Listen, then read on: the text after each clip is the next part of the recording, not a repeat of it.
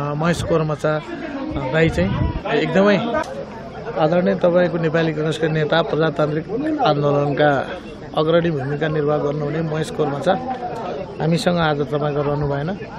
उहाँ 2007 साल 2017 साल 2025 साल त्यसै गरेर 2036 37 साल 2046 साल र 62-63 को जनआन्दोलनमा पूर्ण रूपमा तपाईको चाहिँ सक्रिय रहेर प्रजातन्त्र र लोकतन्त्रको लागि एउटा निरन्तरता लाग्नुभयो।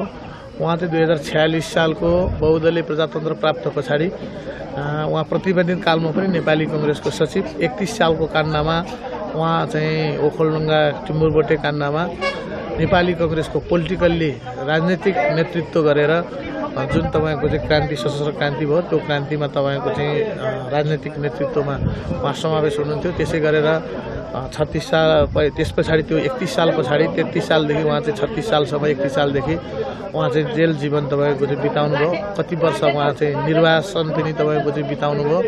त्यसले प्रजातान्त्रिक आन्दोलनमा उहाँ चाहिँ नेपाली कांग्रेसको संगठन सचिव पनि प्रतिपादित कालमा रहेर बहुदलीय व्यवस्था 46 सालको अन्तर्गत बहुदलीय व्यवस्था प्राप्त भइसके पछाडि उहाँ चाहिँ जिल्ला विकास समितिको सभापति, नेपाली कांग्रेसको जिल्ला सभापति 2 पटक र आदिवासी जनजाति विकास समितिको राष्ट्रिय उपाध्यक्ष र त्यसै हुनुभयो।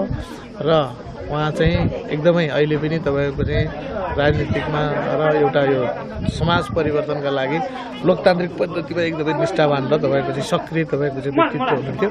उहाँप्रति चाहिँ म चाहिँ हार्दिक तपाईको चाहिँ भावपूर्ण श्रद्धाञ्जली व्यक्त गर्न चाहन्छु। उहाँको चाहिँ एकदमै उहाँको आत्माले चिर शान्तिको तपाईको चाहिँ कामना गर्दै सम्पूर्ण तपाईको चाहिँ परिवारजनहरूप्रति म हार्दिक सम्वेदना व्यक्त गर्न चाहन्छु। र हाम्रो पार्टीले एउटा चाहिँ दुःखद घटना, एउटा चाहिँ पार्टीको ठुलो तपाईको चाहिँ क्षति भएको पनि महसुस गरेको छु। धन्यवाद।